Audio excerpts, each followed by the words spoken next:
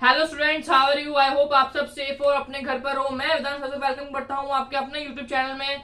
और आज के दिन हम पढ़ने वाले हैं scientific techniques of Taylor. So let's get started.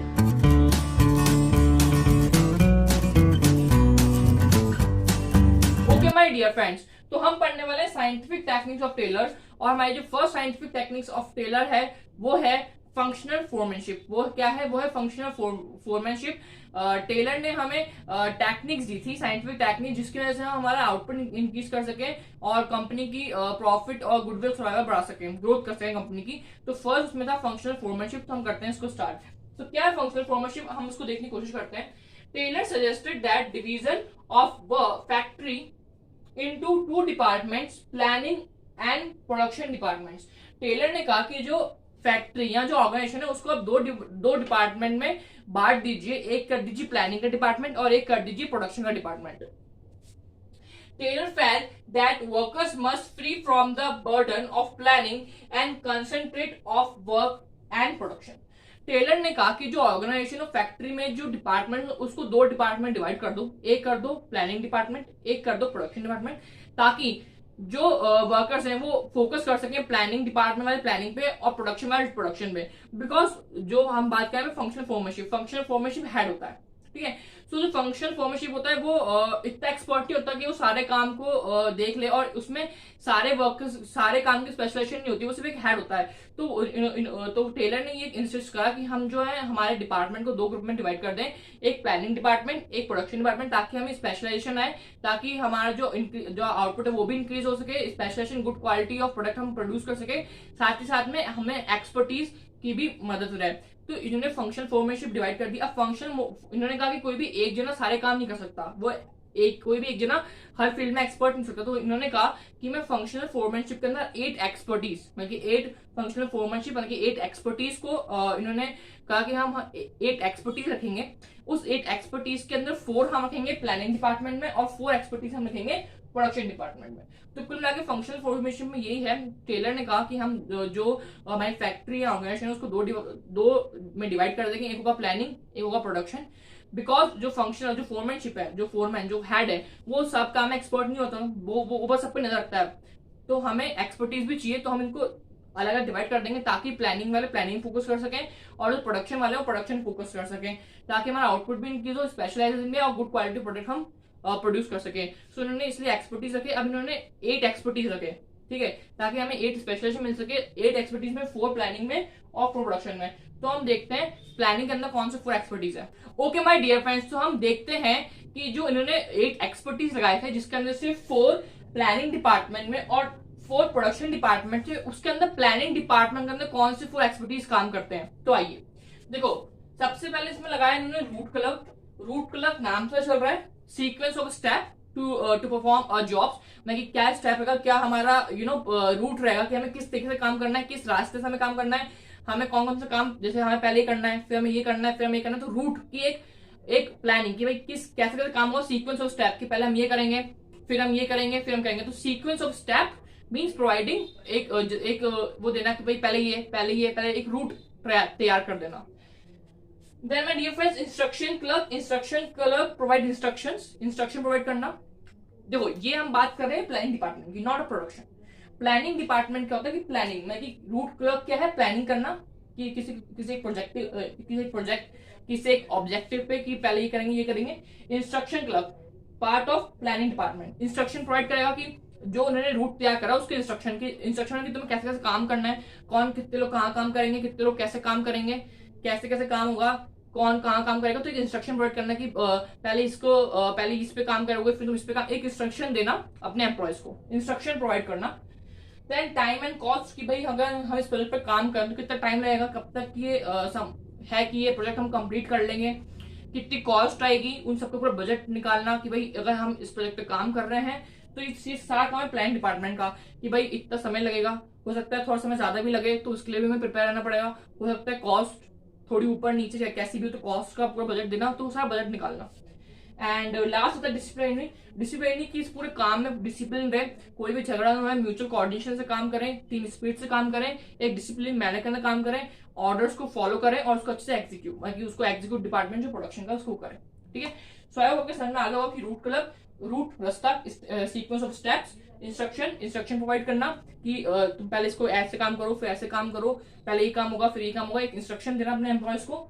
Time and cost का बजट निकालना कि इतना टाइम लगेगा, इतनी कॉस्ट लग सकती है, हमें इसके पहले खत्म करना है या फिर हमें इसको थोड़ा एक्सटेंड भी करना पड़ सकता है, वो सब। और डिसिप्लिन रखना कि सब लोग ऑर्डर में काम करें, डिसिप्लिन से काम करें। सो आई होप आपको ये समझ में आ गया होगा। सो अब हम देखते हैं प्रोडक्शन डिपार्टमेंट के अंदर कौन से 4 एक्सपर्टीज इन्होंने लगाए हैं। ओके माय डियर फ्रेंड्स, तो अब हम देखते हैं कि प्रोडक्शन डिपार्टमेंट के अंदर कौन से 4 एक्सपर्टीज प्लेस हुए थे।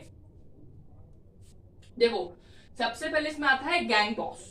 गैंग बॉस का काम क्या होता है कि वो आपको सारी मशीन्स प्रोवाइड करे, वो आपको सारे टूल्स रिसोर्सेज प्रोवाइड कर सके ताकि जो काम है वो एफिशिएंटली और टाइम से हो सके। सो इनका काम होता है कि सारी रिसोर्सेज को अरेंज करना, सारी मशीन्स को अरेंज करना, मैन पावर को अरेंज करना, टूल्स को अरेंज करना। ठीक है, तो ये सारा काम देखते हैं गैंग बॉस की, भाई सब कुछ अरेंज जो है, सब अपनी जगह प्लेस तो है। ठीक है, तो वो सारी चीजें होती हैं गैंग बॉस की, गैंग बॉस। ठीक है, सो स्पीड बॉस नाम से पता चल रहा है हमें, स्पीड बॉस मतलब कि जो प्रोजेक्ट है, जो आप काम कर रहे हो, जो जिसका प्रोडक्शन कर रहे हो, वो कितनी स्पीड से हो रहा है, उसमें कितना टाइम हमें लगना चाहिए, कितना टाइम लग रहा है, क्या हम हमारा टारगेट टाइम पे अचीव कर पाएंगे। तो टाइम का पूरा मैनेजमेंट देखना स्पीड बॉस की, किस स्पीड से काम हो रहा है, क्या अभी हमें और जरूरत है काम को बढ़ाने की या हम काम थोड़ा कम कर सकते हैं। तो स्पीड का की पूरा ध्यान रखना कि कैसे हम हमारे टारगेट को सही तरीके से अचीव कर पाएंगे। स्पीड बॉस जो स्पीड को देखता है, टाइम मैनेजमेंट वो सब देखता है। रिपेयर बॉस नाम से चल रहा है, रिपेयर मतलब कि कोई मशीन खराब हो गई, ठीक है, या फिर कोई टूल्स जो है वो नहीं मिल पा रहे, कुछ भी दिक्कत होती है, तो उसमें हम रिपेयर बॉस को बुलाते हैं। वो आकर देखता है कि सारी मशीन स्मूथली वर्क कर रही हैं, ठीक है, सारे टूल्स जो है वो सही है कि नहीं, रिपेयर बॉस।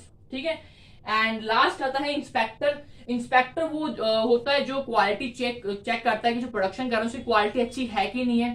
ठीक है, क्वांटिटी क्वालिटी हो गई, और यहाँ पे आउटपुट देखता है कि आउटपुट जो है वो कितना कैसा आउटपुट हम प्रोड्यूस कर रहे हैं। ठीक है, तो वो सब देखना।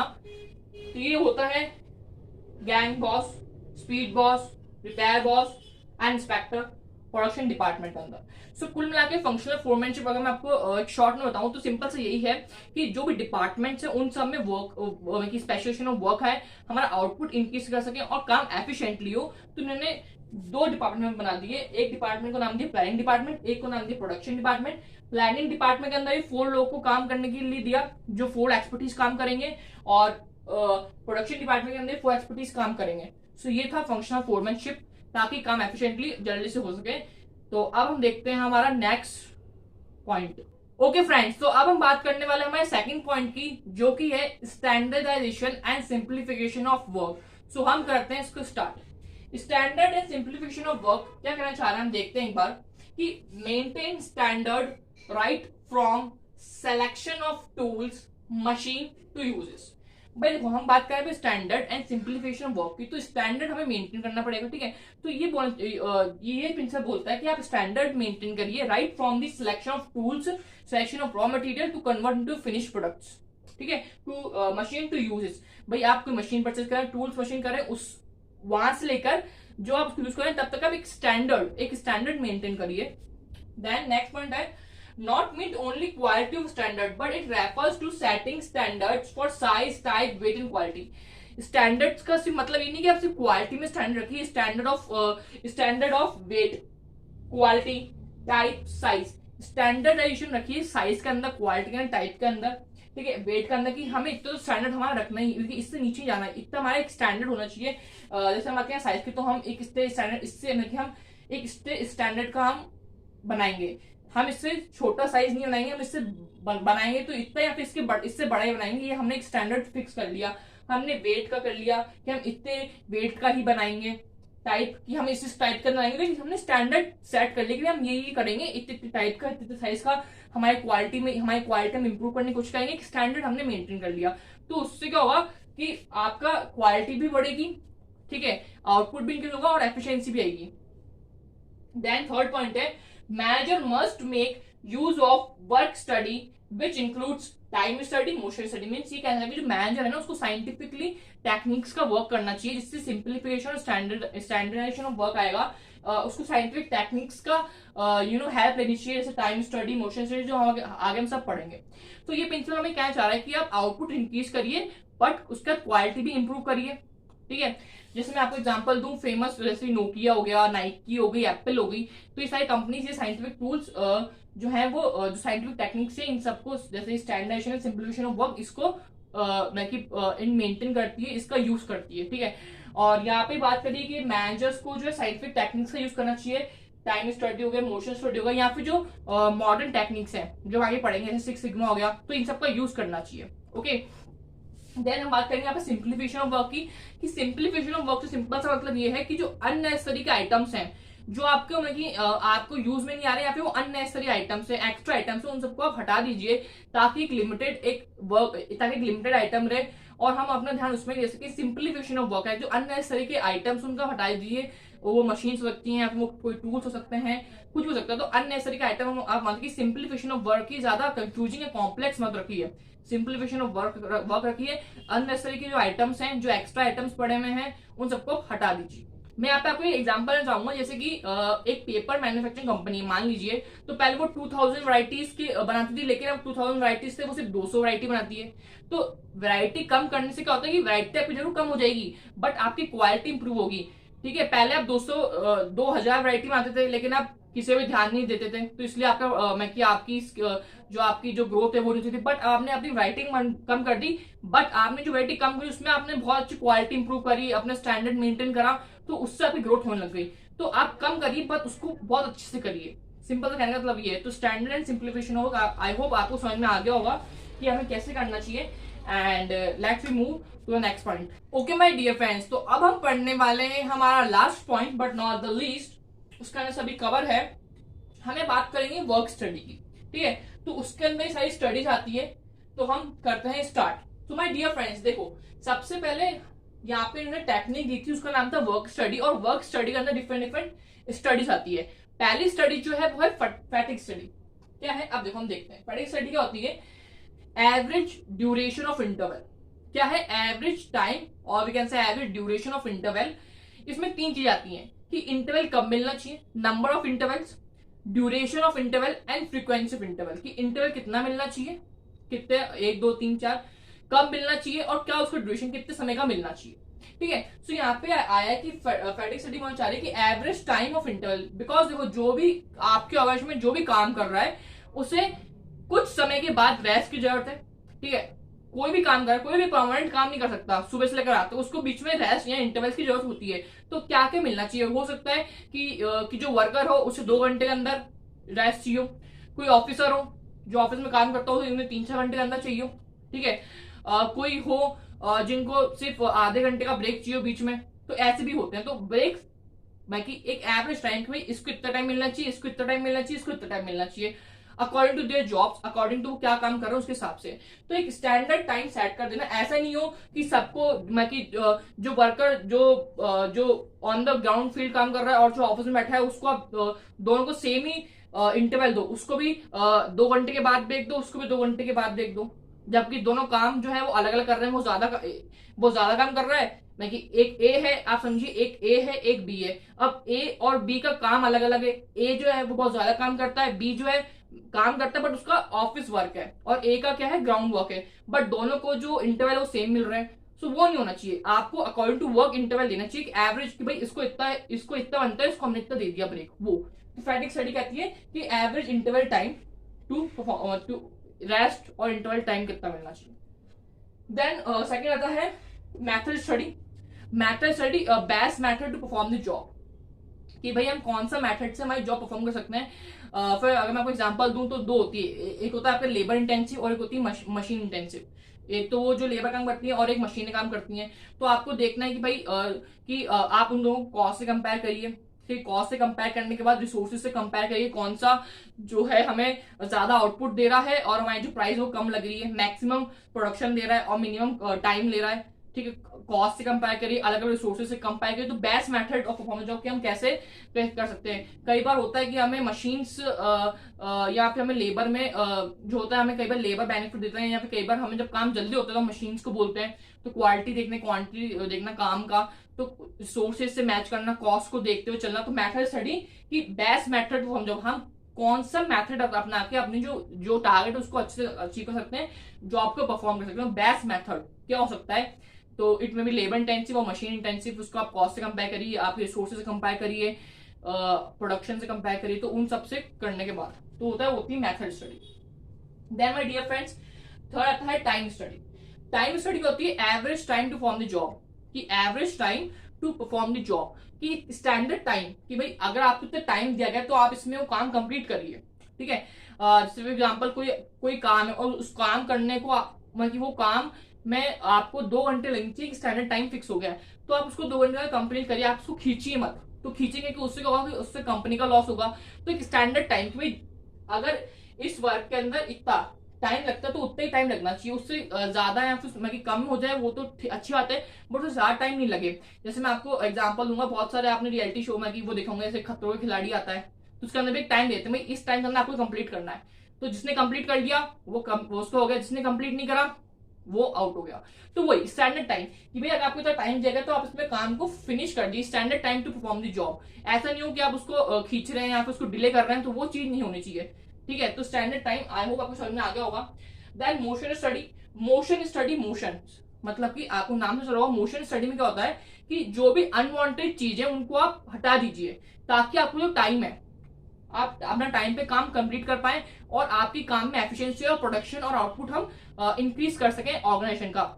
अनवांटेड चीजें, जैसे कि फॉर एग्जांपल कोई वर्कर है, ठीक है, अब उसको उसके काम के लिए बार बार अपनी सीट से उठ के किसी बहुत दूर जाना पड़ता है कोई काम के लिए, तो आप उसको मैनेज करिए, आप उसकी जो काम है उसको थोड़ा उसके डेस्क के पास ले आइए, या फिर जहां वो काम करता है उसके पास ही वो अरेंज करवा दीजिए, ताकि उसको बार बार उठ के ना जाना पड़े, वो अपना काम टाइम से कंप्लीट कर सके। तो अनवांटेड चीजें, जो ऐसी चीजें जो कि डिस्टर्ब करती है काम करने में, या फिर आपका बहुत टाइम उसमें लेती है, तो उसको आपको कट कर देना चाहिए, अनवांटेड चीजें हटा देनी चाहिए। तो मोशन स्टडी कि भाई जो भी आप काम कर रहे हैं, मैं कि उसमें अनवांटेड चीजें नहीं हो, मैं कि आपको एग्जैक्ट वो काम करना है। अगर फॉर एग्जांपल आप कहीं काम कर रहे हैं और आपको अपने काम से बार बार कहीं जाना पड़ रहा है, कोई फॉर एग्जांपल आप किसी इंडस्ट्री में काम कर रहे हैं, अब आपको आपकी मशीन के लिए आपको कहीं जाना पड़ रहा है, लाना पड़ रहा है, कोई चीजें लानी पड़ रही हैं, तो आप उसको काट के एक मैनर के अंदर मैं कि अपने पास मैं कि जितना हो सके उतना पास सके, ताकि आपका टाइम आने जाने में बचे और आप जल्दी से काम कंप्लीट कर सकें। देन माय डियर फ्रेंड्स, हमारा फोर्थ जो है ये तो वर्क स्टडी थी। ठीक है, अब आगे इसके आगे ये भी पॉइंट्स हैं। Differential piece based system, sorry differential piece based system. Differential piece based system क्या होता है कि जो जैसा काम कर रहा है उसको उसके अकॉर्डिंग ही सैलरी दी जाए। ऐसा नहीं हो कि वो काम बहुत लिमिटेड कर रहा है और सैलरी उसको बहुत ज्यादा दे रहे हैं, या फिर एक जना है जो काम बहुत ही ज्यादा कर रहा है उसको सैलरी बहुत कम मिले, तो जो जितना काम करे उसको उतनी सैलरी दे।